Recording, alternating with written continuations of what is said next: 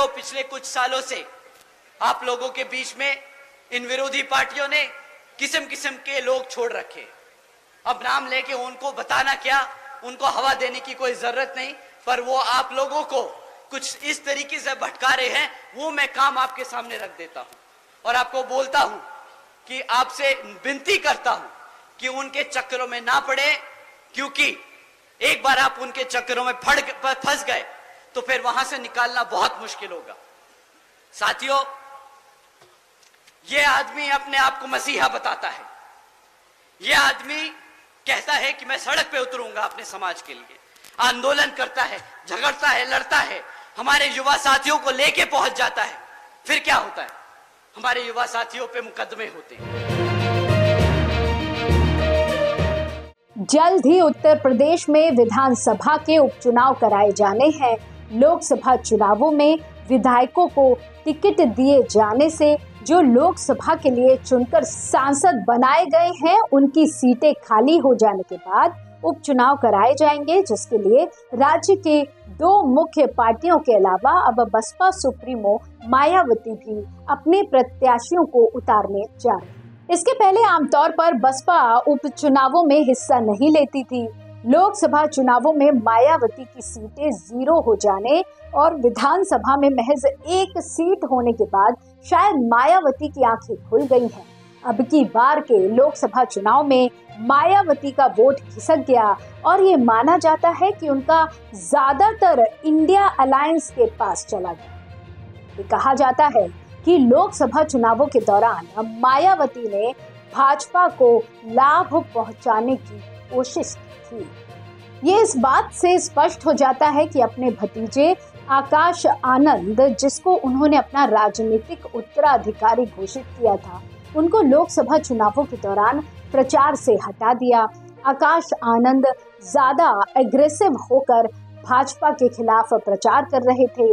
युवा होने और दलितों की बातें करने से उनकी लोकप्रियता दलितों में बढ़ रही थी, जिसका आकलन करने पर ये समझ में आया कि इससे भाजपा को नुकसान हो सकता है, जिसके तुरंत बाद मायावती ने उन्हें चुनाव प्रचार से दूर कर दिया।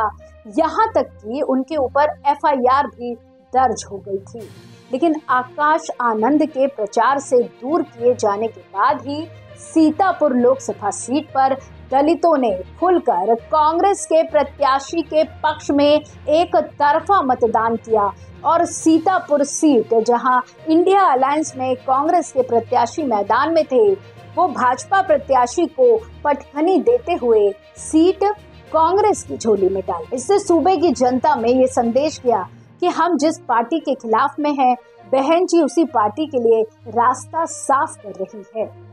इसके अलावा कांग्रेस और सपा दोनों ही दल यूपी की जनता में ये बात बखूबी पहुंचा चुके थे कि भाजपा नेताओं के जो बयान आ रहे हैं कि संविधान बदलने के लिए 400 सीटें चाहिए, आरक्षण में संशोधन करने के लिए 400 से अधिक सीटों पर जीत हासिल करना जरूरी है, ये बात राज्य दलितों और पिछड़ों के मन में घर कर गई कि अगर अब की बार भी भाजपा जीत गई तो बाबा साहेब के संविधान को बदल दिया जाएगा और आरक्षण समाप्त कर दिया जाएगा। इसलिए मायावती का जो वोट बैंक था वो दूसरे विकल्प की तलाश किया और सपा कांग्रेस गठबंधन उनके खाचे में फिट बैठ गया, जिसका नतीजा ये हुआ कि उत्तर प्रदेश, जहां पर भाजपा 80 में से 80 सीटें जीतने का दावा कर रही थी, वहां पर सीटें आधी से भी कम हो गई।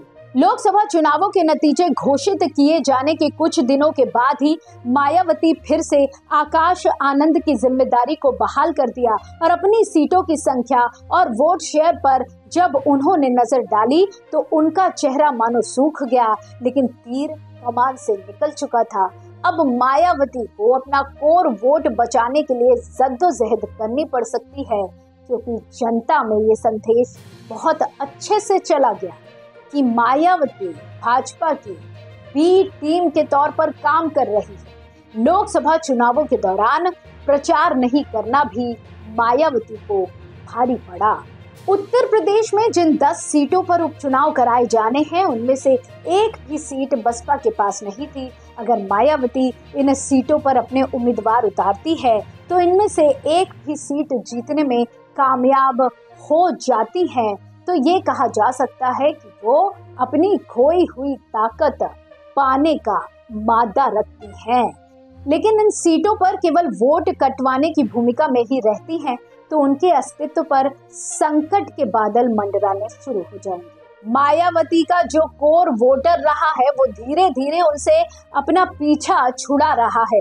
साथ ही दलितों के दूसरे नेता भीम आर्मी के मुखिया चंद्रशेखर की नजरें भी मायावती के वोट बैंक पर लगी है। लेकिन दलित वोटर अगर मायावती के साथ नहीं रहेगा तो वो चंद्रशेखर के साथ जाकर संघर्ष का रास्ता चुनेगा। इसकी गुंजाइश बहुत कम दिखाई देती है। पश्चिमी उत्तर प्रदेश को मायावती का बेस माना जाता था। चंद्रशेखर भी पश्चिमी उत्तर प्रदेश से ही आते हैं। ऐसे में दलितों वोट बैंक को हथियाने की लड़ाई दूसरे दलों में कम बल्कि चंद्रशेखर और मायावती में ज्यादा दिखाई देने के आसार नजर आ रहे हैं। वहीं सपा और कांग्रेस सत्ता के काफी करीब तक पहुंच चुके हैं और राज्य में इस बात की चर्चाएं जोर पकड़ने लगी हैं कि 2027 में राज्य में सपा और कांग्रेस की सरकार बन सकती है। ऐसे में दलित मतदाता सत्ता के करीब रहकर अपनी भलाई की बातें कर सकता है।